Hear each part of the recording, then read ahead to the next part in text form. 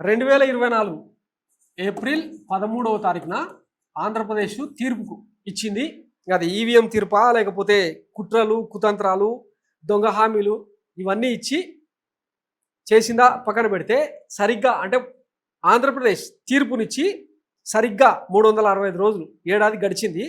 ఇదిగో ఇది మొత్తం 164 స్థానాలు కూటమి సర్కార్కి వస్తే వైసీపీకి వచ్చిన స్థానాలు 11.